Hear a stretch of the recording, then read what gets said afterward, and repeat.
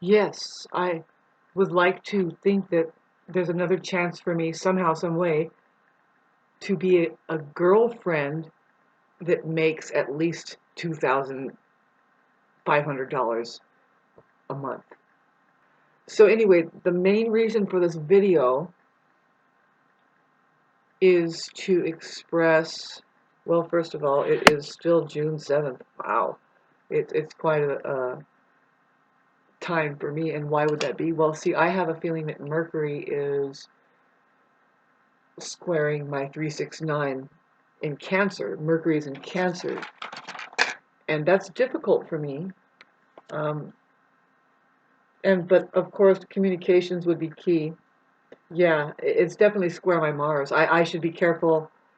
A Mercury square Mars, it's a big be careful about your car, or it could be also, well, it depends on the sign, right? But in general, the Mercury square, Mercury rules transportation, communications. Mars rules kind of just accident.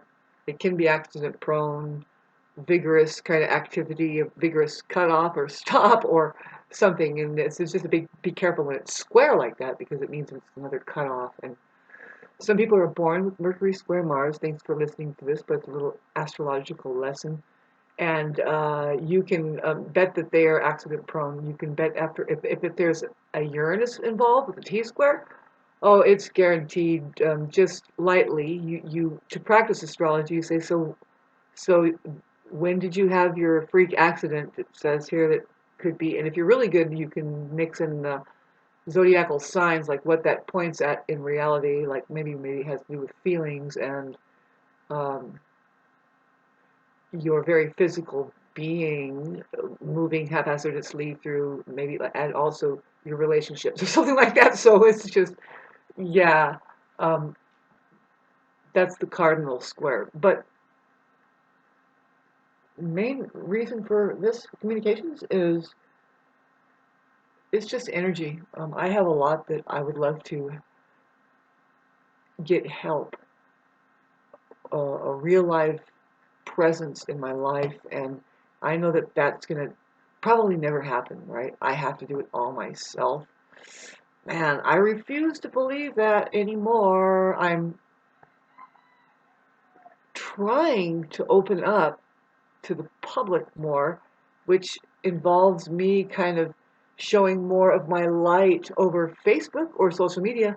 And lo and behold, the very next day, okay, I decided, okay, so I did some photo shoots or whatever, and saying some things, and really meaning to make some changes. You might be able to see it. It's like, well, I don't want to stay down forever. Being around people that could only hold you down, that it only threatens them when you make decisions that only spells out, well, I'm trying to get up now. And, well, that's too bad. Well, that's weird. And, you have, it becomes painful just to get what you need after a while in order to accomplish all that.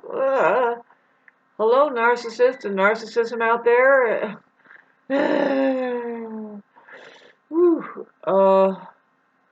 So I have a lot that I have on my plate right now that I wish to um, just say, hey, hi. Believe it or not, I'm going to ask for another small donation from. I just wish that it was just, hey, buy me a coffee. Even though I don't drink coffee, I don't think, hope you don't take it personally. I can handle a good dark chocolate mocha, I'm sure, but can I? I mean, what water is it made out of? I don't know. Okay, so you see how picky I can be, right? Even though I'm pretty darn tough, I'm an extraterrestrial of the white race who, oh, I don't want to even tell you my blood type because we're considered crazy, or the O negatives. But um, it's like we can drink uranium and just ask for seconds. It's fine, you know. Other people would be fucking dying, and we're fine. Anyway, trying to be funny, trying to be whatever. No try actually is what it is not enough going on in my social life. I live in a small town where, believe it or not, it's not really geared for society or socially. People don't go up to the mountains to immerse themselves in things of the world, which usually it comes out of the ecology of people, people, people, and their programming, right? It can. It can actually amplify, and I do call where I live the world condensed when it comes to that ecology that is vibrating through. I mean, everything seems to be available, let alone what it really is here, you guys, is I live on a granite. It's a very old base. It's a ruins site now, where indeed extraterrestrial spaceships used to come around for whatever reason. Could be as a gathering site, yes. Energetically, they kind of restore, and but on a time scale that we can see how long it's been that this has been reduced down to rubble and it's not recognizable, or just a little bit. You can see they open up parks and they turn it into national monuments, and you don't know that's what they call the national forests, the big rock things. You have to start knowing that it could have been something else equal to a massive pyramid, but you just can't recognize it now unless you had the equipment to X-ray or scratch under the surface and see. But indeed, like I said, they have monuments that you can go and see that they're trying to cover it up more and more, and that's where I live. In a place called Pine Cove, if you're watching this, in Idlewild. I've mentioned this before. I could take you to the place where, okay, I've seen it because I've been up here for 35 years.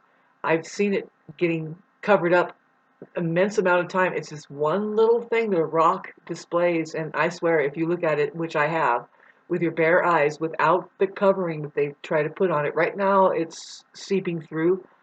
And it was about 20 years ago they put this spackle on. It's like the most latest spackle that imitates granite rock, and it's not the color of the rock, but you can see how they try to cover up this thing that's actually etched into the rock. It's not an etching either. Now, once you look at it, my mind gathered that no, there's machinery that is isolating crystals and are forming not only the design there, but the entire monument of the rock place that it really is. And therein, it being a structure highly technological that was an alien base, but it's really extraterrestrials, babes. Just advanced human beings that, oh, they're still alive now. They're still cruising around, way around this particular trash heap.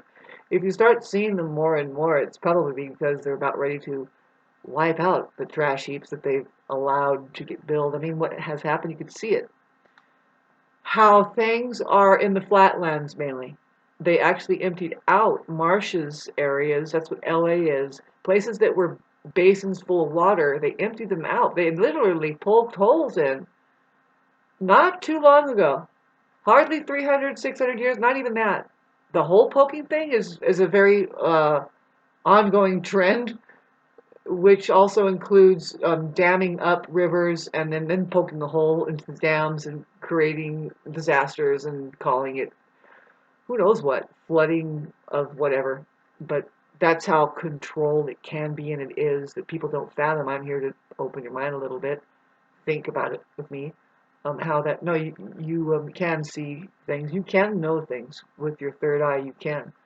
I didn't come here to waste no fucking time. I didn't waste anybody's time, not even mine. Maybe I won't waste your time. No, I'm not doing that here. What I'm doing is, just I have the time. Like I said, where I'm at, well, I make sure I have the time. You know, I mean, come on, we come up to the mountains because we want to find the time, man. We want to simplify our lives. See, this is where I think I really wanted to talk about it, is how, no, that's, see where I live. Yes. On the very street that I live. Okay, first of all of you people, if you're watching my stuff, you work too hard, right? You're working so hard that, and it's not worth it. It's not bringing you joy, whatever you're doing for a living, for money, that keeps you in chained, as I call it. Just, we're chained to the belief that we can own property in such a way, boy, you think that you can be so separate from each other in such a way that I hope none of you have children under this fucking conditions, man, because it's like, what the fuck? be careful of all of these lions' dens. See, where I'm coming from is also true. See, we owned 4 acres going this way.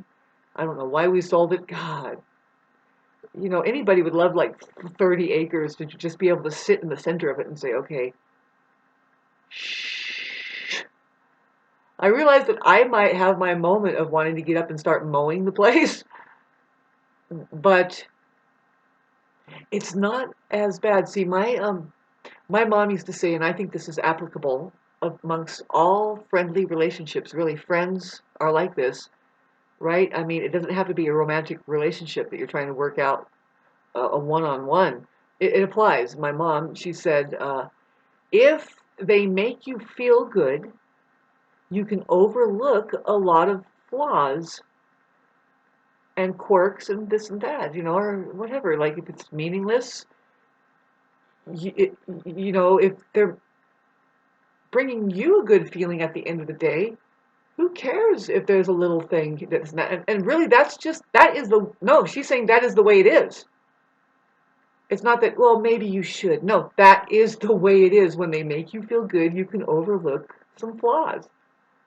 Otherwise, if they don't make you feel good, they make you feel like crap, and that was their intention. You can pick anything out with them now. You're gonna be like any little thing, you know. And but see now with that tit for tat kind of thing, it's kind of a tit for tat feel. And with narcissism, which is extremely immature people, apparently, they were not left alone and they were not respected at the age 2 and 3. I can get into the scenario that I feel that I know. And I can also get very personal into what I feel that what happened with me and my dad and what sensitivity is going on there with the dynamic of myself. And it's not bad. It's bad when we're not aware of the dynamic and it's not empowering. I mean, it just doesn't make us see a certain side of the possibility of our relatedness, relationships, especially man, woman. They say that that's your first love of your life. Like for the son, it's the mother, and for the daughter, it's the father. And it's a bittersweet thing because it's like, well, that isn't the romantic love of your life, but no, it is the first connection that you'll have with something that would make you either feel safe or unsafe. That's the truth. And if you didn't get like a solid idea or ideal demonstrated to you between the ages like 2 and 3, and here's what's very important. This is what I know that my dad did very well with me, very correctly, is that you handle your children literally. You play with them physically, literally. You play with them, you hold them. Very much so, this is very important from father to daughter, is that the daughter feels um, never does the, hopefully, really, never does the the dad drop the little girl or boy, especially little girl. Not at all. He makes sure that he's demonstrating that he is safe in her. She is safe in her.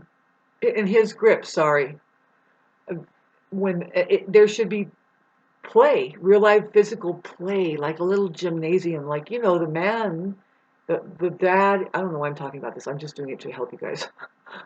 Please donate a little bit. This is the truth, though. See, this is what my dad did really well with me, and I have an ability to play and trust a man to a certain extent, even though he wasn't able to be there financially or even emotionally, and I don't blame him for a single thing. See, my mom didn't blame him either. Sorry about this. I'm talking about this, but it's a dynamic that I know about myself. See, and also I know now it's like, no, you don't blame. And Jesus would say, don't blame a single person until you figure out that monetary system over there. Right, that's what her demonstration really was, which is kind of making everybody uneasy now who thinks that they live a more real life than me, who I asked for a few dollars here. I'm honestly doing it again, because I think that a breakthrough is coming. I think that what I see is that, of course,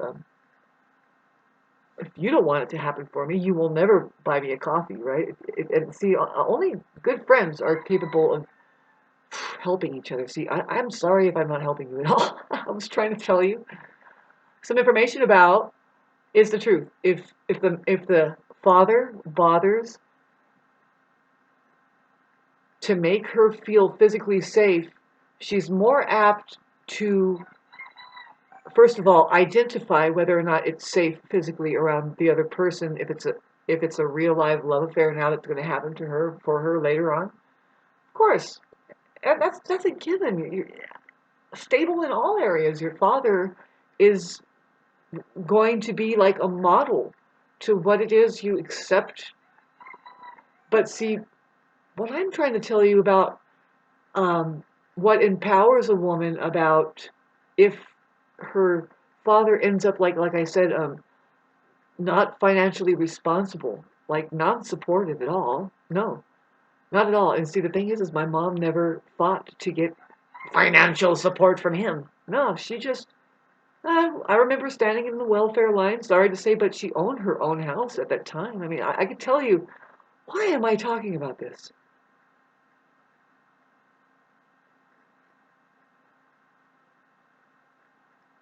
Huh.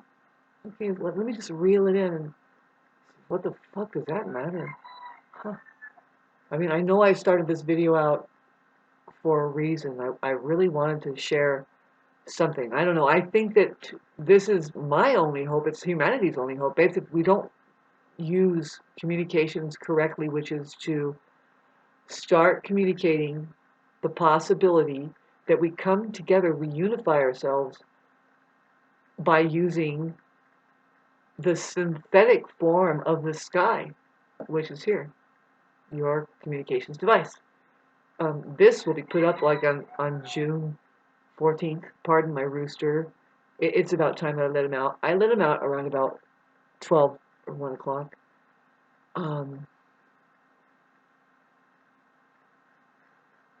So I know what to do. I'm kind of doing it. I need to keep trying to make money so that I can stay afloat enough to switch over into making more money.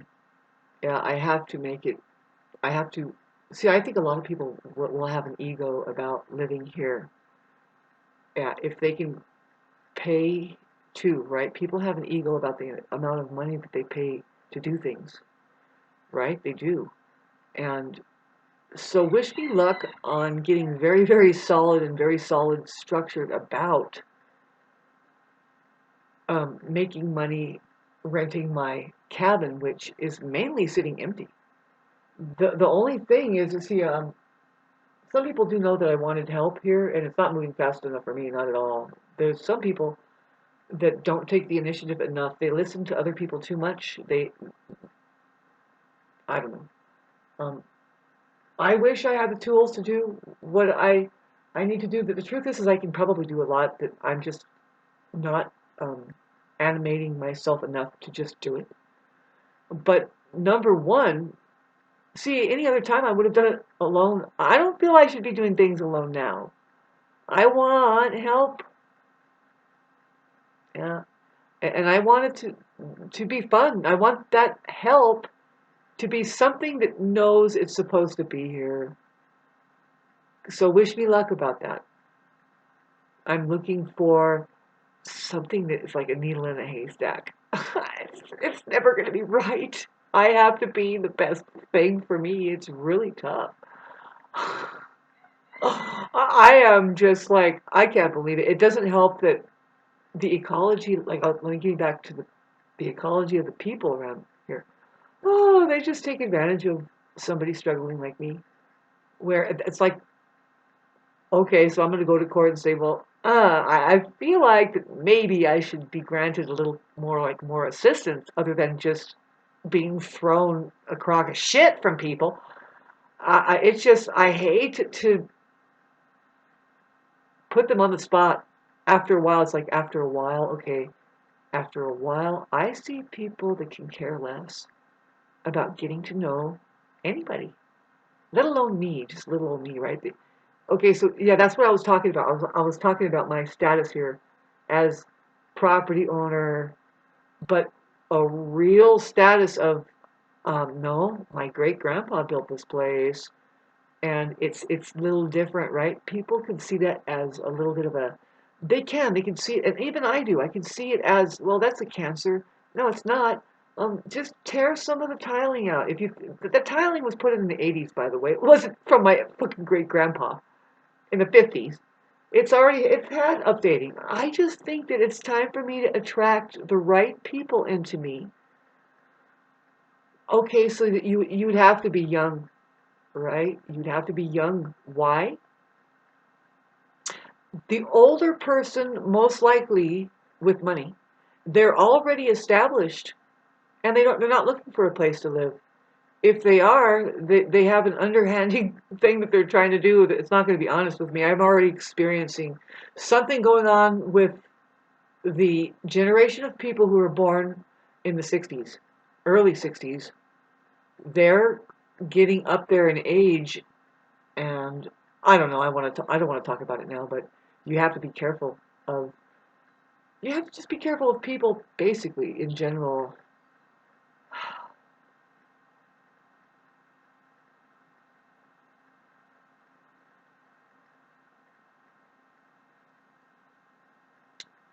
I'm going to keep listening to my higher ups. What I'm going through is extremely trippy.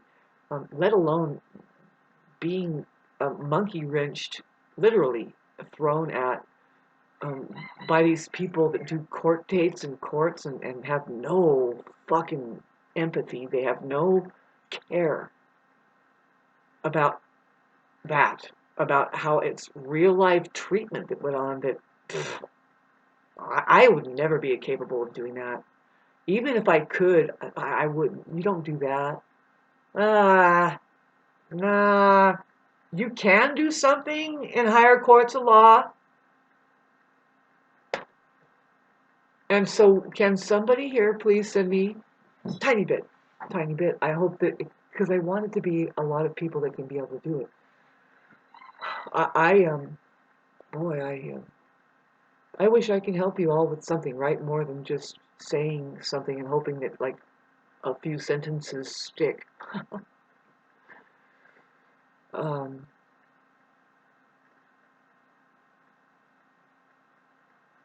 Thank you for listening. I think that I'll be okay in the long run, but I need support. I don't have any, and I don't know what else to do. Um, yeah, my dad wasn't good on support, so I've never really had it. My mom, I don't know, my mom was fine. I mean, what do I need? My dad did great. He showed me a solid physical connection. Maybe he was kind of narcissistic about it, like he knew more, because I remember we used to take, like we're a kid and we're taking a bath, and uh, I would get out of the shower or the bath, and he would make sure that my hair was all like messy, and or he would put like 3 spikes in it or something, and then he would pick me up, and there would be a mirror. There was a mirror up above the piano, and he would make it possible for me to see myself. But see, he would lift me up. And I'm remembering this moment, how that, okay, it was important. See, I would never be able to see myself and laugh at myself like that and enjoy myself. See, it was like through him.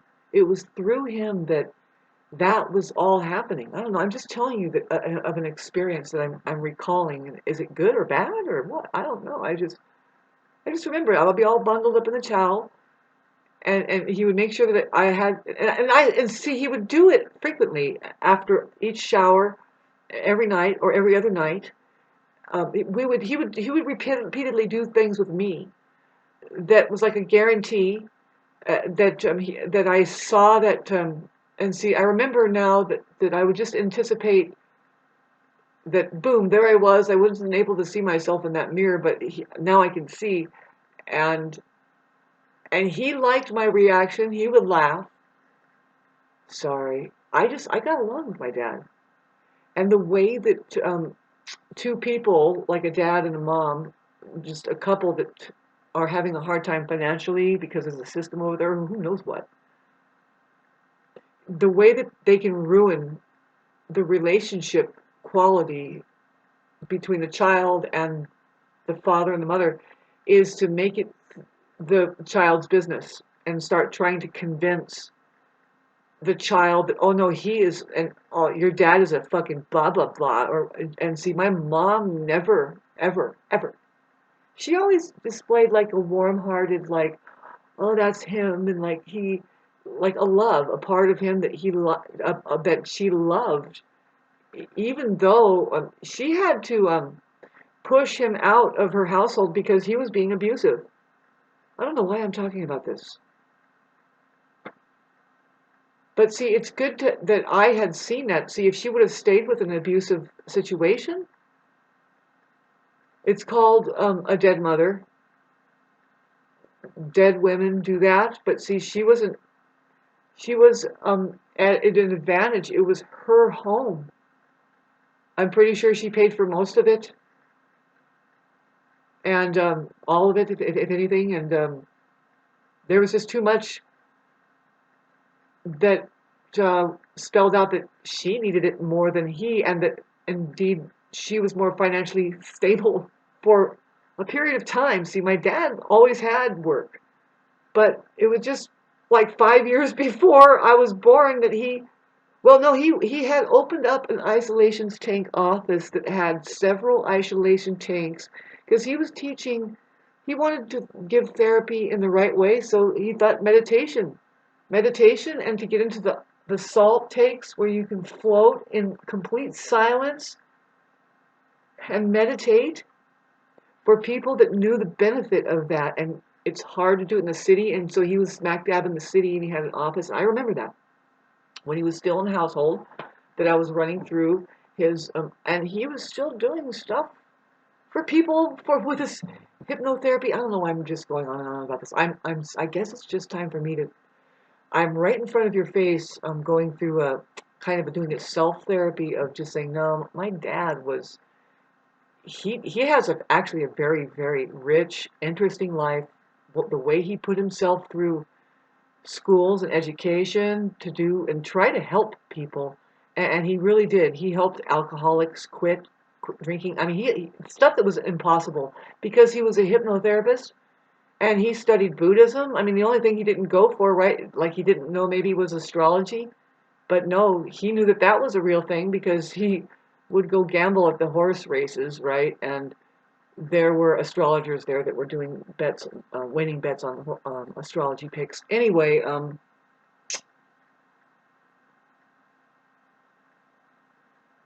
none of this hinders me. I mean, it hinders you when you don't have an explanation, like when you really don't. What I mean is just that you don't have a rhyme or reason. See, I love David Ades because he does like this mental acrobat, and if you can only imagine how much pain he's gone through or how painful it is just to be that intelligent. And there's nothing left to do but to do what he has been doing, which is to try to be as straightforward, clean as you can about narcissistic abuse and how to. He's like, okay, what I'm understanding, he's how he coaches people out, and if there's any kind of coaching, that is definitely what we need. These people in our lives all around us can be posing as good influences and people, and really they have that tinge way deep down that a lot of us can act out. But I'm not talking about that acting out from having enough stress and trauma. I'm talking about from the age 2. Somebody wasn't able to show another person how to get away from an abusive person so that they can continue to do that, and to not snot, and to not be that kind of influence, to be more of the one that says, no, I want to create space and I want to heal myself and I want to be a presence towards people continually, especially my intimate, but also friends. Something that if you talk to them, they say, you know what, no, you helped me because you said this and that, you were there. It's the very least we can do. My mother succumbing to symptoms of multiple sclerosis By the time I was 11, she was wheelchair bound, but she had her mind intact, like crazy, and she helped people through as much communications as she can do. And she had love in her life to the very end. And my dad was separated from her. He had a trippy life when it comes to all of it, and so did she, and don't we all? So, having said this, I've been reaching for healing myself, um, getting better by um, grabbing what I have of me, and that includes my home and how that I can rent it out to really, it could just be anybody. I know that, like I can hear my brother right now. He'd say, "Who can, no, you should rent it out to the most foreign people that you have nothing to do with them except for a very business contract, kabloop to blop about the amount of money that it costs, and or if you do work, give me the hours and the receipts for the material, and hallelujah, I found some way to help me, and hopefully it helps them, right? I hope so. I want it to be that no, that we have a really respectful relationship, that those people can really dig who I am, and that I can really appreciate how that they're there, and then we can work together. Like, hey man, I've got like 250 apples coming up, and I'm not kidding. And they're all very big apples. And I can make 20 pies a day, I guess, but I would love to have some other help. And I would love to have the right assistance around here. If it's, see, I don't know how it's going to happen for me. You know what I mean? Because of sometimes my mentality, right, Kim Cast, about money. Um, But the truth is no, it's worth something to somebody. Somebody would love to come in here and go through the experience. I'm telling you, it's supposed to snow. We didn't have any snow last year. We had no winter last year. None. Zero. I mean, what I mean is I've never seen it like stay above freezing for so long. It's like a big be careful because different animals and stuff and things can change that the deep freezes used to kill those things, but now they're living. And see, I mean, if you lived with me, you would know a little bit more because I like to inform and talk about things. If you don't like to talk about things, then you can give me $4,000 to live here, and I will. I will move completely out of this place. I'll go rent a small cottage over there. Fuck it. What a weird place, but I hope it works for us all.